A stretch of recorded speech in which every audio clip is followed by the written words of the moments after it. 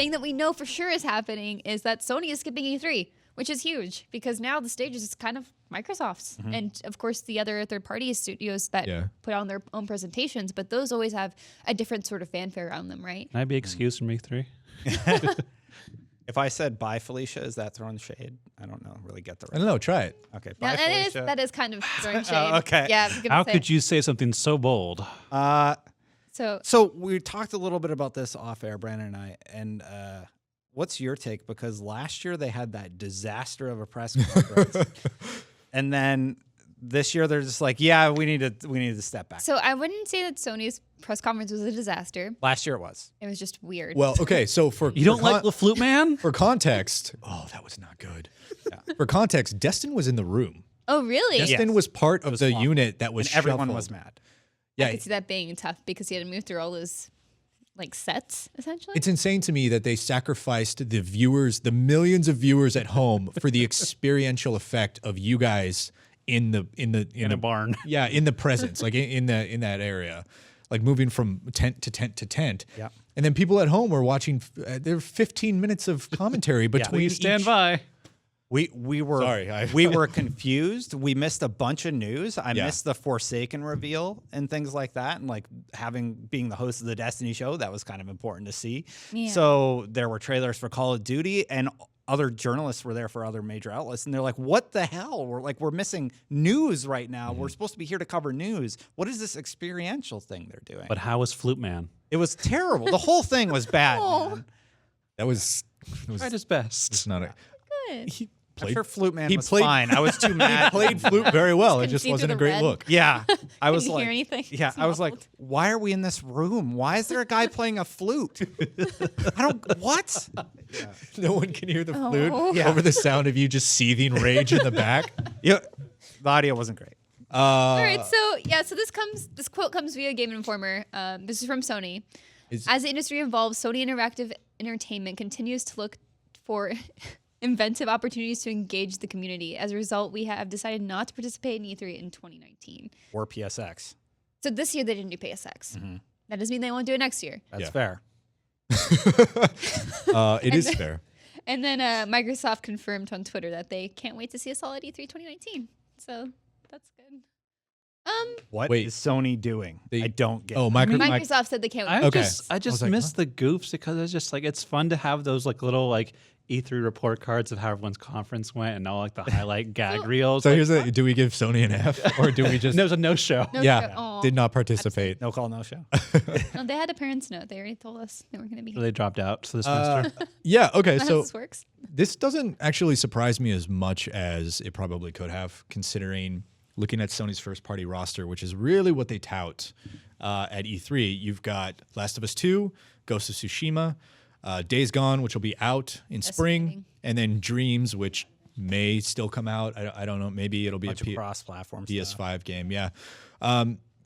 I don't think you can really build a press conference, especially leaning into what they were doing. Do you remember 2 years ago where they had the symphony and they started playing and God of War happened? And it was awesome. And then was last a year, great conference. last year they had 4 big games that they were really putting all their money into.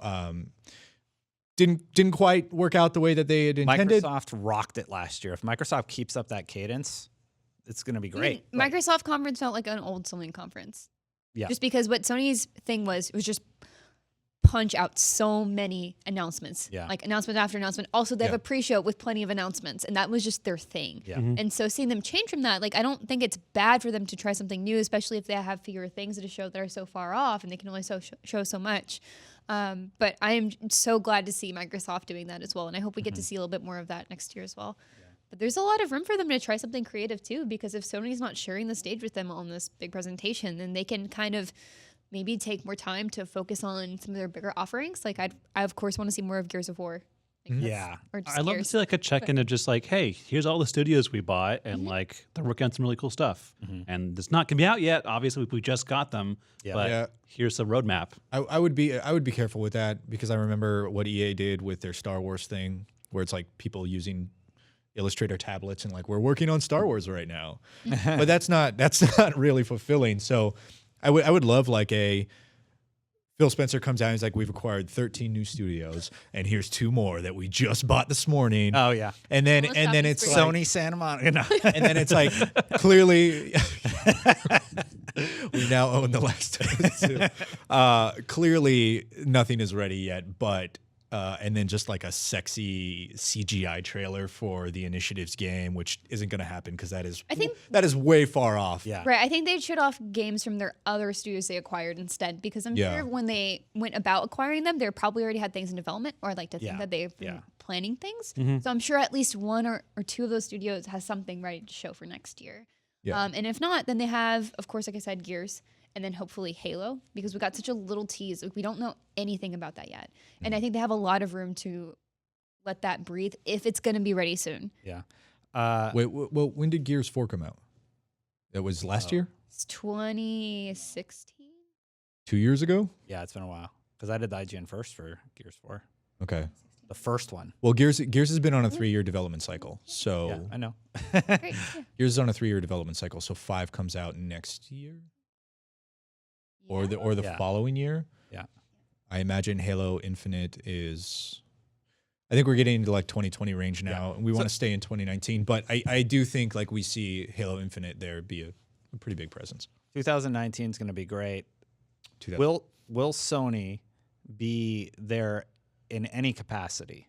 Will they do a side thing like so. over with the food trucks, like No, like Share developers. like Devolver does? Share the parking lot. If they could share Devolver's lot, that'd be kind of Yeah. cute.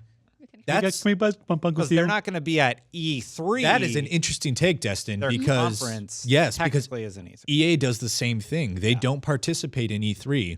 What they do is the EA Fan Fest Yeah. during the week of E3 Gosh, it's like, it's cool, but it's at such the a Palladium pain. halfway across town. Because maybe this is like, oh, we have to spend all this money to have a booth at E3. We Yeah. have these 4 games, 2 are ready to show. We should probably like do something somewhere else Yeah. and save the cash, because it's still a lot of money, but it's probably less than being in that space. That's what I'm at. Yeah, and Sony's booth, if you've never been to E3, Sony's booth takes up about half of one whole hall. Yeah, Ryan did a fantastic article, by the way, about what he thinks that they might be doing. That's interesting that not participating in E3 could still mean they'll have a presence there. Yeah. At the Smash Burger. Delicious. So that's 2019. I'm really excited for 2020 because it means that both Microsoft and Sony are going to bring their A game and go out swinging against each other. And I like a good fight. I hope The everyone can producer's get trying along. to show us I something can't in the read it. back, and we have I'm having no such idea a what hard we're looking time. at. It says PlayStation, activate. PlayStation Senior Vice President of Communications Jennifer Clark answered, "We will not activate or hold a press conference around E3." All right, Okay. no press conference. So they're not going to be in LA. Thanks. Well, Thank you. Got They it. don't need to activate it because it's already been activated. oh my God. It was never unactivated. So I mean, yeah. So that- maybe that means PSX nothing. then, yeah. Maybe they need that extra 6 months before they show another CG trailer for, or not CG trailer, before they show another cinematic trailer for Last of Us 2 or Death Stranding. Death Stranding or Ghost of Tsushima. Oh God, I forgot Death Stranding when I talked earlier. So I'm for gonna- me, mentioned E3 has been like the big premiere event for everybody, but it's also sort of shifted into this sort of consumer show where it used to be sort of reserved and really a coveted experience, and now like, oh yeah, you can go if you just pay the cash. And like the ESA is constantly talking about how many attendees have been there, and I question the people who went. A few of my friends went, and they're like, "Oh man, I was kind of disappointed. Like you can't play anything. There's huge lines." Yeah.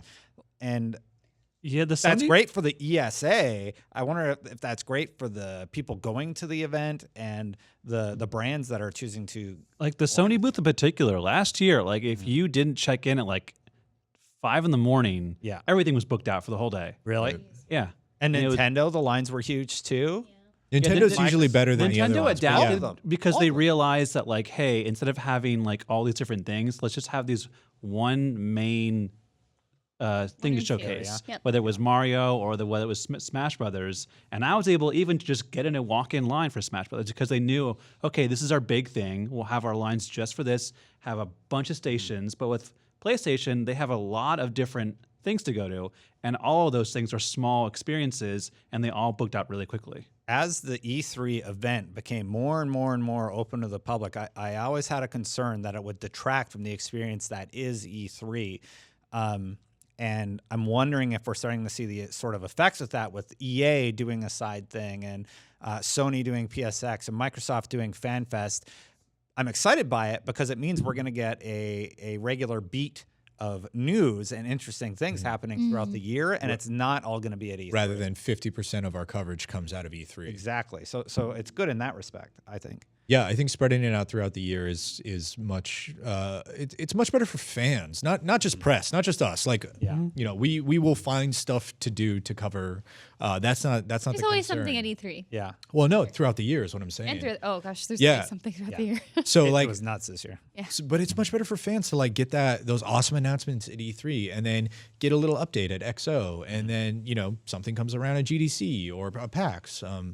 Like spreading out throughout the year is great rather than just having, you know, your one big like fire everything for 1 week. I think Nintendo's been good without the directs. Like they have their focus direct at E3, and then it's just like a couple months later, oh hey, here's some other stuff, and a couple months later, oh here's 3DS, oh wait, here's some more Smash stuff, and then like people keep getting interested. I really liked PSX, the events that I've gone to, and I think the Microsoft Fan Fest looked really, really promising. Yeah, it looked a lot of fun. Yeah. I like that they had a lot of panels and of course a lot of demos and like just cool people to meet as well. Yeah, I like that a lot. Like these mega brands sort of saying, "Hey, here's what we got coming. Come play, hang out.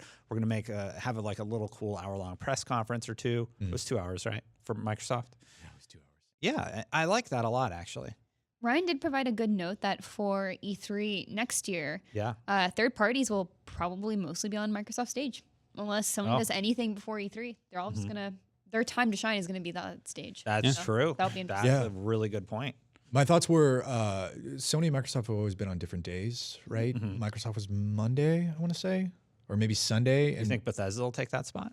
I don't know, maybe. But I do know if a third party is looking to partner with a first party, I wonder if that then bloats Microsoft's conference. Yeah. Well, If they're it- gonna if it goes to a cool 2 hours now, you know. they'll have the pick of the litter, so to speak, and then we still have conferences for Ubisoft, EA, and Bethesda off the top of my head, and Devolver. And the- Yeah. We laugh not because Devolver is maybe- small, but because Just because Devolver's wacky. conferences are insane. Yeah, Yeah. go get maybe, them. and maybe Square Enix. Yeah. Squeenix hasn't done a conference. They did No, the- they did a the- last live year. tape thing or They something. did their very weird thing last year. Yeah. Yeah, and then don't remember. NVIDIA, of course. The PC if you're into gamer the show. NVIDIA shows. Yeah, Yeah. It's full of surprises. yeah, Yeah. Interested to see what happens next though. Yeah, it's going to be an interesting year, that's for sure. I'm excited. Me too. I'm so, and I love the Inside Xbox regular drip feed every month of information and Yeah. news. But I'm so excited to see how Microsoft does in 2019 and then into 2020. Like everything's coming up, Microsoft. You know, like it's there's momentum now, and it feels good, man. It feels good to be able to talk about stuff that you can be excited about, and not, you know, a rumor that maybe something is in the works. You know, we have concrete evidence. Year. I remember your first request for Inside Xbox. I was like, ugh, like an hour-long thing.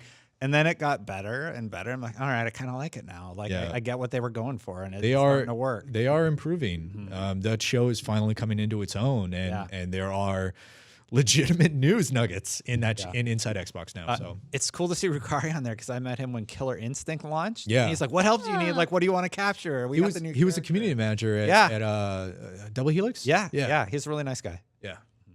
Awesome. Yeah. Well, only time will tell what we'll see next.